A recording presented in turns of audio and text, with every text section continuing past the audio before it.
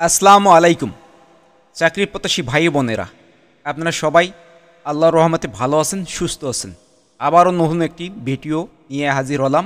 আজকের ভিডিওতে আমি কথা বলবো সমাজসেবা অধিদপ্তরে আবারও নিয়োগ বিজ্ঞপ্তি প্রকাশ হয়েছে, যেখানে আপনারা এইচএসসি পাশে নারী ও পুরুষ উভয় প্রার্থী আবেদন করতে পারবেন সকল জেলা থেকে। আবেদন শুরু কবে, আবেদন শেষ কবে, আবেদন করতে গিয়ে আপনার কী কী যোগ্যতা প্রয়োজন পড়বে, আবেদন বাবদ আপনার কত টাকা পরিশোধ করতে হবে, সব কিছু বিস্তারিত আলোচনা করব। তা সমাজসেবা অধিদপ্তরের এই নিয়োগ বিজ্ঞপ্তিটি পূর্বে প্রকাশ হয়েছিল এবং এই নিয়োগ বিজ্ঞপ্তিটি অর্থাৎ সময় বৃদ্ধি করা হয়েছে।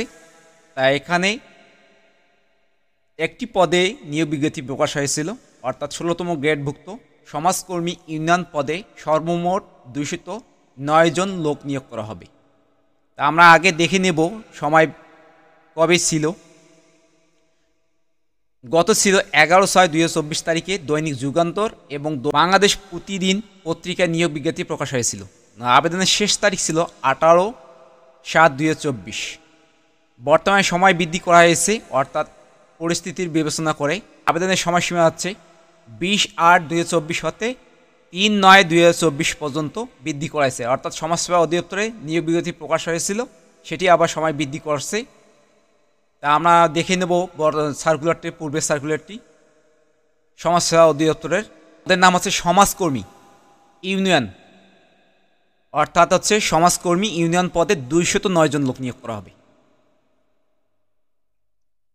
বেতন হচ্ছে 9,300 হতে 22,490 টাকা। গ্রেড হচ্ছে 16।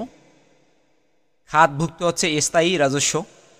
শিক্ষাগত যোগ্যতার ক্ষেত্রে কোন স্বীকৃত বোর্ড হইতে দ্বিতীয় বিভাগের উচ্চ মাধ্যমিক সার্টিফিকেট বা সমান পরীক্ষায় উত্তীর্ণ, অর্থাৎ এইচএসসি পাস হলে আপনারা আবেদন করতে পারবেন। বর্তমানে এখানে যে বিজ্ঞপ্তি প্রকাশ হয়েছে, এখানে সকল জেলার প্রার্থীগণ আবেদন করতে পারবেন সমাজকর্মী পদে। একটি মাত্র পদে 209 জন লোক নিয়োগ করা হবে।